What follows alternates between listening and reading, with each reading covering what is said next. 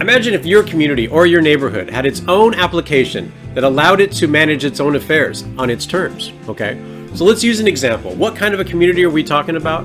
Well, let's imagine that there's a tiny home community for veterans or the homeless or homeless veterans. And in that community are people like Marina or her good neighbor, Liam, okay? So let's say one day Liam says, hey, I needed to leave town and I didn't leave anybody to take care of my pets or my plants. So he sends a message out and says, can somebody help? Marina says, sure, I can do that. It's, $25 a week, but I can totally do that. So the two of them correspond back and forth and they come to an agreement about, what they're going to do. Those are the terms of the agreement, let's say. So, plants need to be watered, cat needs to be fed, etc. And so they formalize those terms into an agreement, which is written to a community transaction ledger. This is a private ledger only to the community. But those are the terms of the agreement, okay? So, satisfied that everything's fine, Liam goes on with what he needed to do. And for the next 5 days, Marina takes care of the cats and the plants, okay? So anyway, Liam comes back. And the big question is he satisfied with how everything went? And, he is. That's cool. So he leaves her a reputation, a score, right? A rating. And that actually enables her to get more work like this in the future, okay?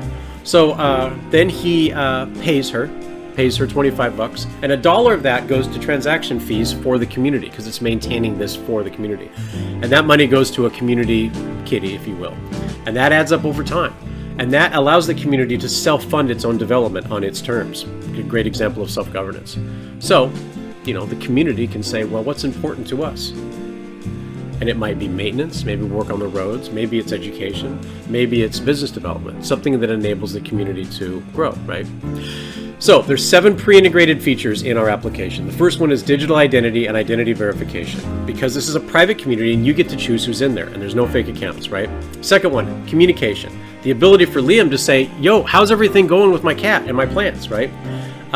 Third one is commerce. It's a private marketplace which, as I demonstrated, allows the community to run its own affairs.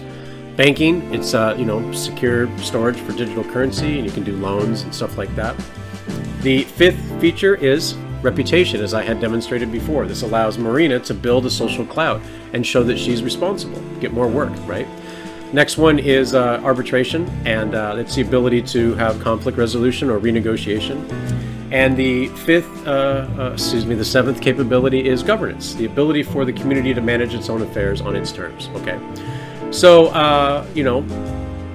if you're interested, give us a call. It'd be great to talk. What we do is we invest in the success of your community, so what you get is a lot of our time to really dig into what it takes to create a self-sufficient community. And with that, I bid you adieu. Cheers.